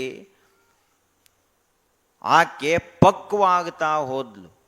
ಒಂದು ಹಣ್ಣು ಹೆಂಗ ಪಕ್ವಾಗ್ತದ ಹಂಗ ಮನಸ್ಸ ಪಕ್ವಾಗ್ತಾ ಹೋಯಿತು. ಆಗ ಅಕ್ಕ ಮಹಾದೇವಿ ಒಂದು ದಿನ ಪ್ರಭುದೇವರಿಗೆ ಪ್ರಶ್ನೆಯನ್ನ ಕೇಳಿದ್ಲು. ಪ್ರಭುದೇವರೇ,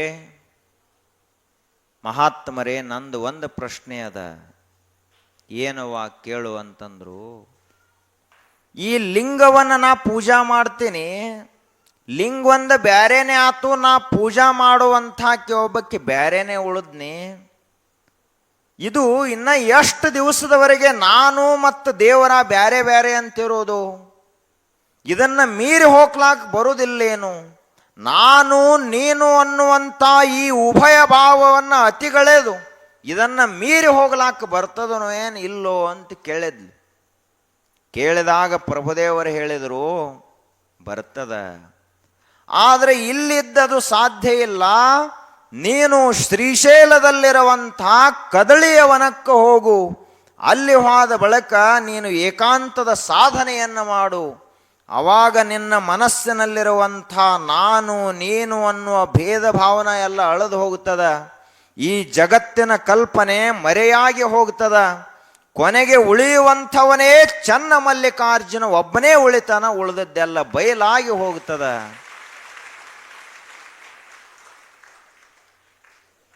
ಅವಾಗ ಅಕ್ಕ ಮಹಾದೇವಿ ಗೊತ್ತಾಯ್ತು, ಇನ್ನು ನಾನು ಕಲ್ಯಾಣದಲ್ಲಿರುವುದು ಸೂಕ್ತ ಅಲ್ಲ, ಶ್ರೀಶೈಲಕ್ಕೆ ಹೋಗಬೇಕು. ಅವಾಗ ಎಲ್ಲ ಶಿವಶರಣರು ಬಹಳ ಹಚ್ಕೊಂಡಿದ್ರು ಅಕ್ಕ ಮಹಾದೇವಿಯನ್ನು. ಸಣ್ಣಾಕಿ, ಆದರೆ ಬಹಳ ತಿಳುವಳಿಕೆ, ಸಂಸ್ಕಾರ. ಅಲ್ಲಿಂದ ಹೊಂಟು ನಿಂತಲು ಕಲ್ಯಾಣದತ್ತ ಅಕ್ಕ ಮಹಾದೇವಿ. ನಿಮ್ಮೆಲ್ಲರಿಗೂ ಅನುಭವದಲ್ಲಿರುವಂಥ ವಿಚಾರನೇ ಇದು. ನೀವು ನಿಮ್ಮ ಮನೆಯಲ್ಲಿ ಬೆಳೆದಂಥ ಒಬ್ಬ ಮಗಳನ್ನು ಆಕೆಯ ಗಂಡನ ಮನೆಗೆ, ಪತಿದೇವರ ಮನೆಗೆ ಕಳಿಸ್ಕೊಡ್ತಾ ಇರ್ತೀರಿ. ಮೊದಲನೇ ಸಲ ನಿಮ್ಮ ಮಗಳು 20-25 ವರ್ಷಗಳ ಕಾಲ ನಿಮ್ಮ ಕೈತುತ್ತನ್ನು ಉಂಡು ಬೆಳೆದಂತಹ ಮಗಳು, ನಿಮ್ಮ ಪ್ರೀತಿಯ ಮಗಳು, ನಿಮ್ಮ ವಿಶ್ವಾಸದ ಮಗಳು, ನಿಮ್ಮ ಸಂಸ್ಕಾರದ ಮಗಳು, ನಿಮ್ಮ ಮನೆಗೆ ಒಂದು ದೊಡ್ಡ ಕೀರ್ತಿಯನ್ನು ತರುವಂತಹ ಮಗಳು. ಅಂಥ ಮಗಳು ಆಕೆಯನ್ನು ಕಳಿಸಿಕೊಡುವಂಥ ಸಂದರ್ಭದಲ್ಲಿ ಈ ಜಗತ್ತಿನಲ್ಲಿ ಯಾವ ತಂದೆ ತಾಯಿಗಳು ಇಲ್ಲ, ಯಾವ ಅಣ್ಣ ತಮ್ಮಂದಿರು ಇಲ್ಲ. ಎರಡು ಹನಿ ಕಣ್ಣಾಗ ನೀರು ಬಂದಾವ ಅಂತಿಲ್ಲ. ಇಲ್ಲಿ ಎಲ್ಲರ ಕಣ್ಣಲ್ಲಿ ನೀರು ಬಂದೇ ಬರ್ತದೆ. ಯಾರು ನಕ್ಕೋತ ಯಾರು ಕಳಿಸ್ಕೊಡ್ತಾರ? ಮನಸ್ಸಿನಲ್ಲಿರ್ತದ ಚಲೋ ಆಗಲಿ ಮಗಳಿಗೆ ಅಂಥೇಳಿ, ಆದ್ರೆ ಅದೊಂದು ಭಾವಾವೇಶಕ್ಕೆ ಒಳಗಾಗುವಂತಹ ಸನ್ನಿವೇಶ. ಅಷ್ಟೇ ಅಲ್ಲದೆ ಜಗತ್ತಿನಲ್ಲಿ ಸಾಂಸಾರಿಕ ಮನೆಗಳಿಗೆ ಕಳಿಸಿಕೊಟ್ಟಂಥವ್ರು ಅದಾರ. ಪ್ರಾಪಂಚಿಕ ಗಂಡನ ಮನೆಗೆ ಪ್ರಾಪಂಚಿಕ ಮಗಳನ್ನ ಕಳಿಸಿಕೊಟ್ಟಂಥವ್ರು ಅದಾರ. ಸಾಕ್ಷಾತ್ ಪರಮಾತ್ಮನ ಸನ್ನಿಧಿಗೆ ಆಧ್ಯಾತ್ಮಿಕ ಮಗಳನ್ನ ಕಳಿಸಿಕೊಡ್ಲಾಕ ಎಲ್ಲ ಶಿವಶರಣರು. ಎಂಥ ಸನ್ನಿವೇಶ ಇದು! ಬಹಳ ಅಪರೂಪ, ಕ್ವಚಿತ್. ಅವಾಗ ಎಲ್ಲ ಶಿವಶರಣರಿಗೂ ಒಂದು ಕ್ಷಣ ದುಃಖ ಬಂತು. ಆದರೂ ಕೂಡ ಯಾರೂ ಬಹಳ ಮನಸ್ಸು ನೊಂದುಕೊಳ್ಳಿಲ್ಲ. ಅವರ ಮನಸ್ಸಿನಲ್ಲಿ ಸಂತೋಷ ಇತ್ತು. ಯಾಕೆ ಅಂದ್ರೆ ಅಕ್ಕ ಮಹಾದೇವಿ ಇಂದು ಬರೀ ಸಣ್ಣ ದೀಪ ಇರಬಹುದು, ನಾಳೆ ಆಕೆ ಶ್ರೀಶೈಲದ ಮಲ್ಲಿಕಾರ್ಜುನಲ್ಲಿ ಬೆರೆತು ಹೋದ್ಲು ಅಂದ್ರೆ ಇಡೀ ಜಗತ್ತಿಗೆ ಬೆಳಕಾಗ್ತಾಳ ಅಂತ ಕಳಿಸ್ಕೊಡ್ಲಾಕ ತಯಾರಾದರು.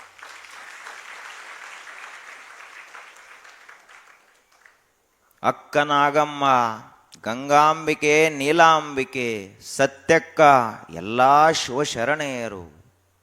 ಮಾಚಿದೇವರು, ಅಪ್ಪಣ್ಣನವರು, ಬಸವಣ್ಣ, ಚನ್ನಬಸವಣ್ಣವರು, ಪ್ರಭುದೇವರು, ಎಲ್ಲ ಶಿವಶರಣರು ಎಲ್ಲರೂ ಕೂಡಿಕೊಂಡು ನದಿಯನ್ನು ಯಾರು ಹಿಡಿದು ನಿಲ್ಲಿಸಿದ್ರೆ ಅದನ್ನು ಸಮುದ್ರಕ್ಕೆ ಹೋದು ಮುಟ್ಟಿಸೋದಾಗುವುದಿಲ್ಲ. ನದಿಯನ್ನು ತಡಿಬಾರದು. ಅದು ಎಲ್ಲಿಗೆ ಹೋಗಿ ಮುಟ್ಟಬೇಕು ಅಲ್ಲಿಗೆ ಹೋಗಿ ಮುಟ್ಟಲೇಬೇಕು.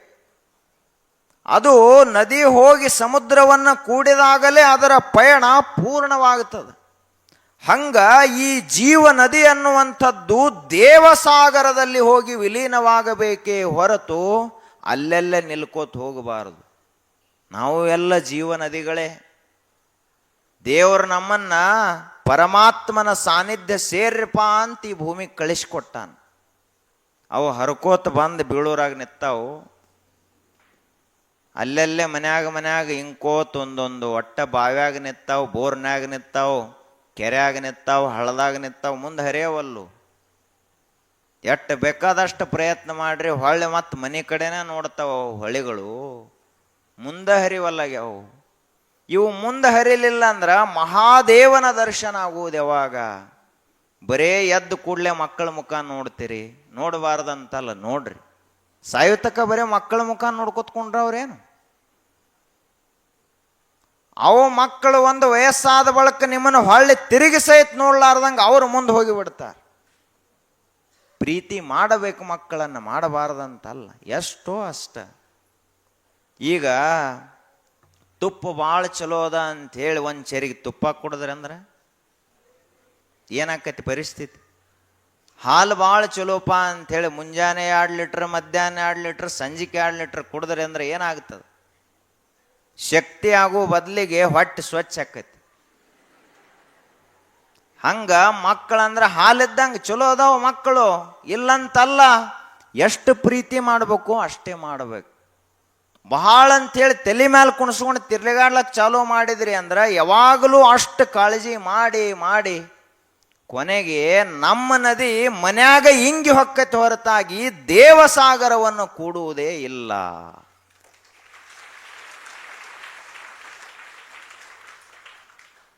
ಮತ್ತಿಂದು ಹೋಗಿ ಅಡಿಗೆ ಮಾಡೋದು ಬಂದ್ ಮಾಡಿರಿ ಮಕ್ಕಳಿಗೆ. ಪಾಪ ಅವಕ್ಕೆ ಅಡಿಗೆನೂ ಸಹಿತ ಬರುವುದಿಲ್ಲ. ಹಂಗೇನಲ್ಲ. ಆ ಬಳಿಕ ಅಕ್ಕ ಮಹಾದೇವಿ ಕೊಟ್ಟ ಕೊನೆಯದಾಗಿ ಕಲ್ಯಾಣವನ್ನು ಬಿಟ್ಟು, ಅಕ್ಕ ಮಹಾದೇವಿಗೆ ಮನೆ ಬಿಟ್ಟು ಬರೋ ಮುಂದೆ ಅಷ್ಟೇನು ದುಃಖ ಆಗಿರಲಿಲ್ಲ. ವೈರಾಗ್ಯದ ಪ್ರಖರತೆಯಲ್ಲಿ ಬಿಟ್ಟು ಬಂದಿದ್ಲು. ಆದ್ರೆ ಶಿವಶರಣರ ಬಳಗವನ್ನೆಲ್ಲ ಬಿಟ್ಟು ಹೋಗಬೇಕಾಗಿ ಬಂತಲ್ಲ, ಒಂದು ಕ್ಷಣ ಆಕೆಯ ಮನಸ್ಸು ನೊಂದಿತು.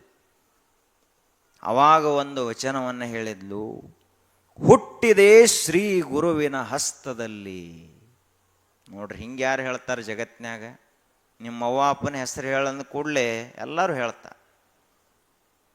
ನಾ ಗುರುಗಳ ಹಸ್ತದಲ್ಲಿ ಹುಟ್ಟೇನಿ ಅಂತ ಜಗತ್ತಿನಲ್ಲಿ ಅಕ್ಕ ಮಹಾದೇವಿಯನ್ನು ಬಿಟ್ಟು ಮತ್ತೊಬ್ಬರು ಹೇಳುವುದು ಕಡಿಮೆ. ಗುರುಬಸವ ಮಹಾಶಿವಯೋಗಿಗಳವರ ಕರಕಮಲದಲ್ಲಿ ಹುಟ್ಟಿದಂಥವಳು ನಾನು ಅಂತ ಹೇಳಿದ್ಲು. ಮಹಾಶಿವಯೋಗಿಗಳ ಕೈಯಲ್ಲಿ ಹುಟ್ಟಿದಂಥವಳು ನಾನು ಅಂದರೆ ಏನು? ಗುರುಗಳ ದರ್ಶನ ಯಾವಾಗಾತು ಆವಾಗ ನನಗ ನಿಜವಾಗಿಯೂ ದೇವರಂದ್ರೆ ಏನು ಅಂತ ಗೊತ್ತಾಯ್ತು. ಇದು ನರಜನ್ಮವ ತೊಡೆದು ಹರಜನ್ಮವ ಮಾಡಿದ ಗುರುವೇ ನಮೋ, ಭವಬಂಧನವ ಬಿಡಿಸಿ ಪರಮ ಸುಖವ ತೋರಿದ ಗುರುವೇ ನಮೋ, ಭವಿ ಎಂಬುದ ತೊಡೆದು ಭಕ್ತಳೆಂದೆನಿಸಿದ ಗುರುವೇ ನಮೋ, ಚನ್ನ ಮಲ್ಲಿಕಾರ್ಜುನನ ತಂದು ಎನ್ನ ಕೈವಶಕ್ಕೆ ಕೊಟ್ಟ ಗುರುವೇ ನಮೋ ನಮೋ ಎನ್ನುತ್ತಿರ್ದನೆಯ ಅಂತ ಹೇಳಿದ್ಲು. ಎಷ್ಟು ದೊಡ್ಡದ ಗುರುವಿನ ಪಾತ್ರ. ಗುರುಗಳಂದ್ರೆ ಸಾಮಾನ್ಯರೇ? ಗುರು ಅಂದ್ರೆ ಒಬ್ಬ ವ್ಯಕ್ತಿ, ಗುರು ಅಂದ್ರೆ ಮಾನವನೇ, ಗುರು ಅಂದ್ರೆ ನಾವು ತಿಳ್ಕೊಂಡಂತಹ ಸಾಮಾನ್ಯ ಶರೀರವೇ? ಏನು ಗುರು ಅಂದ್ರೆ? ಗುರು ಅಂದ್ರ ಸಾಕ್ಷಾತ್ ಶಿವನ ಪ್ರತ್ಯಕ್ಷ ಅವತಾರವೇ ಒಬ್ಬ ಗುರು. ದೇವರು ನಮ್ಮ ಕಣ್ಣಿಗೆ ಕಾಣಂಗಿಲ್ಲ, ಆದ್ರೆ ದೇವರನ್ನ ಗುರುವಾಗಿ ಜಗತ್ತನ್ನು ಉದ್ಧರಿಸಲಿಕ್ಕೆ ಅವತರಿಸಿ ಬಂದಿರ್ತಾನೆ. ಮರಿಬಾರದ ಮಾತನ್ನ. ಹುಟ್ಟಿದೆ ಶ್ರೀ ಗುರುವಿನ ಹಸ್ತದಲ್ಲಿ. ಎಲ್ಲಿ ಹುಟ್ಟಿನ ನಾನು? ಗುರುಗಳ ಹಸ್ತದಲ್ಲಿ. ಗುರುವಿನ ಕೃಪೆಯ ಕಂದನಾಗಿ ನಾನು ಹುಟ್ಟಿದೆ. ಬೆಳೆದೆನು ಅಸಂಖ್ಯಾತರ ಕರುಣದೊಳಗೆ. ಏನು ಶಿವಶರಣರದಾರ, ಇವರ ಕರುಣೆಯ ಮಗಳಾಗಿ ನಾ ಬೆಳೆದೆ. ಬಂಧು ಬಾಂಧವರ ಕರುಣ ಅಲ್ಲ, ಶಿವಶರಣರ ಕರುಣ. ಭಾವವೆಂಬ ಹಾಲು, ಸುಜ್ಞಾನವೆಂಬ ತುಪ್ಪ, ಪರಮಾರ್ಥವೆಂಬ ಸಕ್ಕರೆಯ ನಿಕ್ಕಿ ಸಲುಹಿದರೆನ್ನ. ನನಗ ಹೆಂಗ ಊಟ ಮಾಡಿಸಿದ್ರೆ ಎಲ್ಲ ಶಿವಶರಣರು ಅಂದ್ರ ಭಾವವೆಂಬ ಹಾಲು. ಎಂಥ ಹಾಲದು? ಸದ್ಭಕ್ತಿಯ ಭಾವನೆ ಅನ್ನುವಂಥ ಹಾಲನ್ನು ನನಗೆ ಉಣಿಸಿದ್ರು. ಸುಜ್ಞಾನವೆಂಬ ತುಪ್ಪ, ದೇವರ ಕುರಿತಾದಂಥ ನಿಜ ಜ್ಞಾನವನ್ನು ನನಗೆ ತಿಳಿಸಿ ಹೇಳಿದರು. ಅದುವೇ ತುಪ್ಪವಾಯಿತು. ಪರಮಾರ್ಥವೆಂಬ ಸಕ್ಕರೆಯ ನಿಕ್ಕಿ ಸಲುಹಿದರೆನ್ನ. ಸಕ್ಕರೆ ಯಾವುದು? ಪರಮಾರ್ಥವೇ ಸಕ್ಕರೆ, ಅಧ್ಯಾತ್ಮವೇ ಸಕ್ಕರೆ. ಇವೆಲ್ಲ ಹಾಕಿ ನನಗೆ ಕುಡಿಸಿದ್ರೆ ಎಲ್ಲ ಶಿವಶರಣರು. ನಾವೆಲ್ಲ ಸಾಮಾನ್ಯ ಹಾಲ ತುಪ್ಪ ಉಂಡು ಉಂಡು 100 kg 120 kg ಆಗ್ಯಾವ. ಅವು ಬಾಗಲ ದೊಡ್ಡ ಮಾಡಬೇಕಾಗೈತಿ. ಹಂಗಾಗ್ಯದ ಪರಿಸ್ಥಿತಿ. ಅಷ್ಟು ದಪ್ಪಾಗ್ಯಾ ಕೂತಿದ್ದೀವಿ ನಾವು. ಅಕ್ಕ ಮಹಾದೇವಿ ಮಾಡುವಂಥ ಊಟವೇ ಬೇರೆ, ನಮ್ಮ ಊಟನೇ ಬೇರೆ. ಒಂದು ತಿನ್ನಂದ್ರೆ 4 ತಿಂದು ಬರ್ತೀವಿ ನಾವು. ಆದ್ರೆ ಅಕ್ಕ ಮಹಾದೇವಿ ಹೆಂಗದ? ಆ ಬಳಿಕ ಅಕ್ಕ ಮಹಾದೇವಿ ಹೇಳಿದರು, ಕೊಟ್ಟ ಮನೆಗೆ ಕಳುಹಲೆಂದು ಅಸಂಖ್ಯಾತರೆಲ್ಲರೂ ನೆರೆದು ಬಂದಿರಿ. ಸಯವಪ್ಪ ಗಂಡಂಗೆ ಕೊಟ್ಟಿರಿ, ಬಸವಣ್ಣ ಮೆಚ್ಚಲು ಒಗೆತನವ ಮಾಡುವೆ. ಚನ್ನಮಲ್ಲಿಕಾರ್ಜುನನ ಕೈವಿಡಿದು ನಿಮ್ಮ ಮಂಡೆಗೆ ಹೂವ ತಹೆನಲ್ಲದೆ ಹುಲ್ಲ ತಾರೆನು. ಗಂಡನ ಮನೆಗೆ ಹೋಗುವಂಥ ಹೆಣ್ಮಕ್ಕಳು ಅವ್ವ ಅಪ್ಪಗೆ ಈ ಮಾತು ಹೇಳಿ ಹೋಗಬೇಕು. ನೆನಪಿಟ್ಟುಕೋರಿ ಇದನ್ನು. ಅಕ್ಕ ಮಹಾದೇವಿ ಹೇಳುವಂಥ ಬಹಳ ಅನುಭವದ ಮಾತಿದು. ನೀವೇನು ಮೊದಲನೇ ಸಾರಿ ಪತಿಯ ಮನೆಗೆ ಹೋಗ್ತಾ ಇರ್ತೀರಲ್ಲ, ಅವಾಗ ನಿಮ್ಮ ತಂದೆ ತಾಯಿಗಳಿಗೆ ಪಾದ ಮುಟ್ಟಿ ನಮಸ್ಕಾರ ಮಾಡಿ ನೀವು ಹೇಳಬೇಕು, ಈ ಮನೆಗೆ ನಾನು ಹೂವು ತರ್ತೀನಿ ಹೊರತು ಹುಲ್ಲು ತರುವುದಿಲ್ಲ.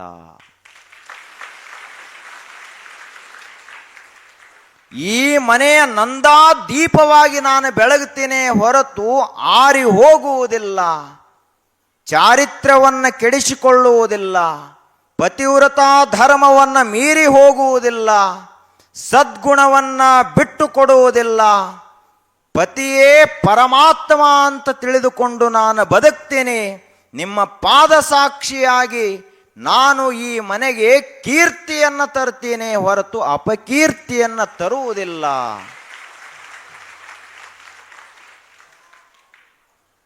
ನಿಮ್ಮ ಮಂಡೆಗೆ ಹೂವ ತಹೆನಲ್ಲದೆ ಹುಲ್ಲ ತಾರೆನು. ಬಸವಣ್ಣ ಮೆಚ್ಚಲು ಒಗೆತನವ ಮಾಡುವೆ. ಬಸವಣ್ಣವರು ಮೆಚ್ಚಬೇಕು. ಯಾರನ್ನ ಮೆಚ್ಚಿದ್ರವರು? ಈಗ ಮನ್ಯಾಗ ಹಿರಿಯರು ಇವನ ವರಾಪ ಚಲೋದನಂತ ಅವ್ರು ಪಾಸ್ ಮಾಡಬೇಕು, ಹೌದನಬೇಕು. ಹಂಗ ಬಸವಣ್ಣವರು ಚನ್ನಮಲ್ಲಿಕಾರ್ಜುನನೇ ಅಕ್ಕ ಮಹಾದೇವಿಯ ಪತಿ ಆಗಲಿಕ್ಕೆ ಯೋಗ್ಯ ಅಂತ ನಿರ್ಣಯ ಮಾಡಿಬಿಟ್ಟಾರ.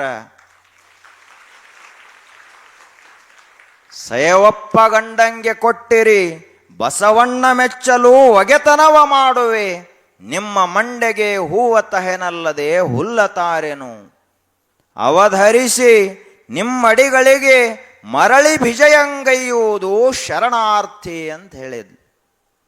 ನಿಮ್ಮ ಎಲ್ಲರ ಪಾದಗಳಿಗೆ ಎಲ್ಲ ಶಿವಶರಣರು ನೀವೇನು ನನ್ನ ಕಳಿಸ್ಲಾಕ ಬಂದಿರಲ್ಲ, ನಿಮ್ಮೆಲ್ಲರ ಪಾದಗಳಿಗೆ ಕೊನೆಯದಾಗಿ ಒಂದು ನಮಸ್ಕಾರ, ಕೊನೆಯದಾಗಿ ಒಂದು ಶರಣಾರ್ಥಿ.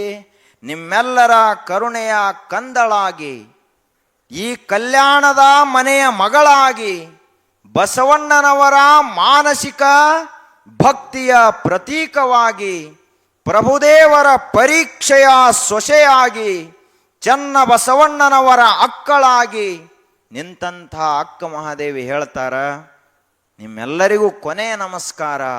ನೀವು ಹೊಳ್ಳಿ ಕಲ್ಯಾಣದ ಕಡೆ ಮುಖ ಮಾಡ್ರಿ, ನಾ ಶ್ರೀಶೈಲದ ಕಡೆ ಮುಖ ಮಾಡ್ತೀನಿ ಅಂತ ಹೇಳ್ತಾ. ಎಂಥ ದೃಷ್ಟಿಕೋನದ. ಆ ಬಳಿಕ ಅಕ್ಕ ಮಹಾದೇವಿ ಕಲ್ಯಾಣದ ಕಡೆ ಹೊರಟು. ಕಲ್ಯಾಣಕ್ಕೆ ಹೋದ ಬಳಿಕ ಕದಳಿಯ ವನಕ್ಕೆ ಹೋದ್ಲು.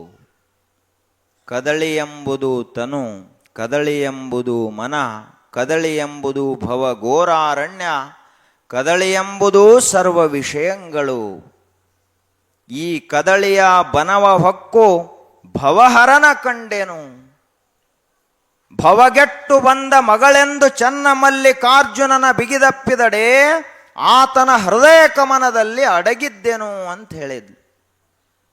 ಕದಳಿ ಅಂದ್ರೆ ಏನು? ಬರೇ ಬಾಳೆ ಗಿಡಗಳ ವನ ಅಲ್ಲದು. ಈ ಶರೀರವೇ ಒಂದು ಬಾಳೆಯ ವನ, ಈ ಮನಸ್ಸೇ ಒಂದು ಬಾಳೆಯ ವನ, ಈ ಪ್ರಪಂಚವೇ ಒಂದು ಬಾಳೆಯ ವನ. ಇದರಲ್ಲಿ ಚನ್ನಮಲ್ಲಿಕಾರ್ಜುನ ಎಲ್ಲದಾನ ಅಂತ ಹುಡುಕಾಡ್ಕೋತ ಹೋದೆ. ತಂಗಿ, ನೀನು ಇಡೀ ಜಗತ್ತನ್ನೇ ಬಿಟ್ಟು ಬಂದಿದೆ ಅಂದ ಬಳಿಕ ನಿಜವಾಗಿಯೂ ನಿನ್ನನ್ನು ಕೈ ಹಿಡಿತೀನಿ ಅಂತ ಚನ್ನಮಲ್ಲಿಕಾರ್ಜುನ ಎತ್ಕೊಂಡು ಬಿಟ್ಟ. ಆತನಲ್ಲಿ ಬಯಲಲ್ಲಿ ಬಯಲಾಗಿ ಹೋದೆ. ಚನ್ನಮಲ್ಲಿಕಾರ್ಜುನ ಎತ್ಕೊಂಡು ಬಿಟ್ಟ, ಆತನಲ್ಲಿ ಒಂದಾಗಿ ಹೋದೆ. ಚನ್ನಮಲ್ಲಿಕಾರ್ಜುನನ ಹೃದಯ ಕಮಲದಲ್ಲಿ ಒಂದಾಗಿ ಹೋದೆ ಅಂತ ಹೇಳಿದ್ಲು ಅಕ್ಕ ಮಹಾದೇವಿ. ನೋಡ್ರಿ ಹೆಂಗಿರ್ಬೇಕು. ನಮಗಿನ್ನ ಪ್ರಪಂಚನ ಬ್ಯಾಸರ ಅನ್ನಿಸುವಲ್ದು. ಪ್ರಪಂಚ ಬ್ಯಾಸರ ಅನ್ನಿಸ್ಲಾರ್ದ ದೇವರು ಭೇಟಿ ಹೆಂಗಾಗ್ತಾನ? ಒಬ್ಬ ಮಹಾರಾಜ ಬೇಟೆ ಆಡ್ಕೋತ ಹೋದ ಕಾಡಿಗೆ ದಾರಿ ತಪ್ಪಿದ ಬಳಿಕ ಎಲ್ಲಿ ಹೋಗ್ಬೇಕಿನ್ನ ಹಸುವರೇ ಆತು. ಹೆಂಗೆ ಮಾಡ್ಬೇಕಪ್ಪ? ಅವಾಗ ಅಲ್ಲೇ ದೂರದಲ್ಲಿ ನೋಡ್ತಾ ಇರುವಾಗ ಒಂದು ಗುಡಿಸಲು ಕಂಡಿತ್ತು. ಆ ಗುಡಿಸಲಿನಲ್ಲಿ ಒಬ್ಬ ಒಕ್ಕಲಿಗ ಇರ್ತಿದ್ದ, ರೈತ. ಏನು ಮಾಡಬೇಕು ಅಂತ ಹಾಗೆ ಆ ರೈತನ ಮನೆಗೆ ಹೋದ.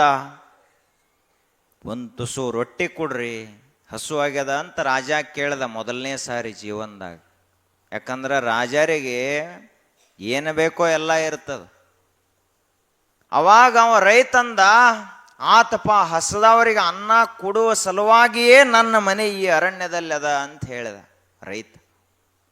ಅವಾಗ 2 ಕಟಕ್ ರೊಟ್ಟಿ, ಬದ್ನಿಕಾಯಿ ಪಲ್ಯ ಹಚ್ಚಿ ಕೊಟ್ಟ ಬಳಿಕ ಅಲ್ಲೇ ಗಿಡದ ನೆಳ್ಳ ಕೆಳಗ ಕುತ್ಕೊಂಡು 2 ರೊಟ್ಟಿ ಆ ಪಲ್ಯ ಎಲ್ಲ ಉಂಡ.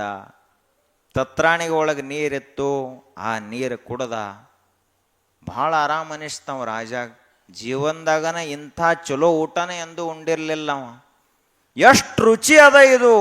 ಮಂತ್ರಿಗೆ ಹೇಳ್ದ, ಏನಂಥೇಳಿ, ಏನಿದು ಬದ್ನಿಕಾಯಿ ಪಲ್ಯ ಮಾಡ್ಯಾರ, ಜಗತ್ತಿನಲ್ಲಿ ಬದನೆಕಾಯಿ ಅಂತಹ ತರಕಾರಿನ ಇಲ್ಲ ಅಂತ ಹೇಳ್ದವ ರಾಜ.